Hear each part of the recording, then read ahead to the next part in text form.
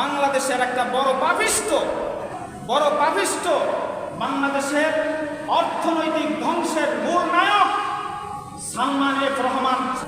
আজকের দুঃখের বিষয় যেই গুলশান 2 আপনার গুলশান সোসাইটি জামে মসজিদ, আজকের সেই পাপিষ্ট লোক মসজিদের সভাপতি হয়েছে।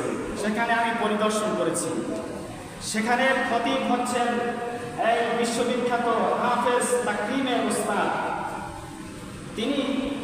আমি ভাবলাম যে তিনি সেখানে কিভাবে কথা বলছেন, খুতবা দিচ্ছেন, কারণ তার সামনেই তো বাংলাদেশের একটা বড় পাপিষ্ট বাংলাদেশের অর্থনৈতিক ধ্বংসের মূল নায়ক সালমান এফ রহমান সামনে বসা।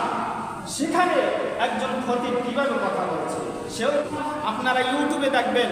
তিনি একটা বক্তব্যতে বলেছেন, সালমান এফ রহমান তিনি বলেছেন যে হাদিসের মধ্যে সন্দেহ আছে, সমস্যা আছে, কোরআনের মধ্যেও সমস্যা আছে।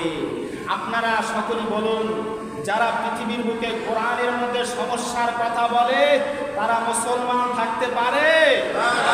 জোরে বলেন, পারে? আজকের সেই পাপিষ্ট লোক মসজিদের সভাপতি হয়েছে। আল্লাহ তাআলা গুলশান সোসাইটি মসজিদকে আল্লাহ হেফাজত করেছেন। আল্লাহুম্মা আমিন।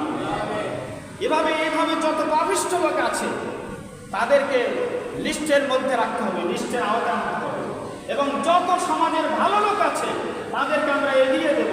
মসজিদ হোক, মাদ্রাসা হোক, স্কুল হোক, কলেজ হোক, অফিস হোক, আদালত হোক, এমনকি সুপ্রিম কোর্ট পর্যন্ত ন্যায় নীতিবান লোকদেরকে আমরা সামনে এগিয়ে দেব। বলে আল্লাহুম্মা আমিন।